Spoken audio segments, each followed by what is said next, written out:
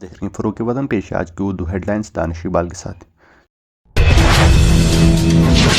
جموں کشمیر میں 1 اپریل سے property tax وصول کیا جائے گا، حکومت۔ پراپرٹی ٹیکس لاگو کرنے کا فیصلہ عوام کا فوری طور پر واپس لینے کی ضرورت، نیشنل کانفرنس۔ جموں شاہراہ پر 865 میٹر طویل ٹنل کو 15 مارچ سے ٹریفک کے لیے کھول دیا جائے گا، حکام۔ ترکی میں پیر کے روز 6.4 شدت کا زلزلہ، 3 افراد ہلاک، 686 سے زائد زخمی۔ ریاسی میں پیر کے دیر شام زلزلے کے ہلکے جھٹکے محسوس۔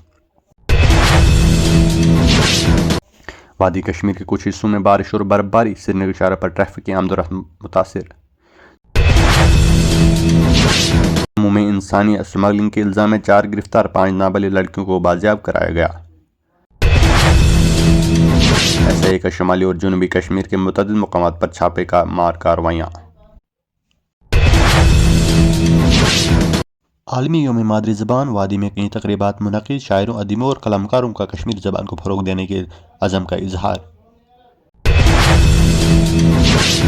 برف باری سے مڑوا وڑون علاقہ جات ضلع ہیڈ کوارٹر سے منقطع، پچھلے 1 ہفتے سے مڑوا وڑون میں جہاز میں ٹیکنیکل خرابی ہونے سے سروس بند۔ مڑوا وڑون کے درماندہ مسافروں نے حکومت سے کی ہوائی سروس کی مانگ، ڈپٹی کمشنر سے ذاتی مداخلت کی اپیل۔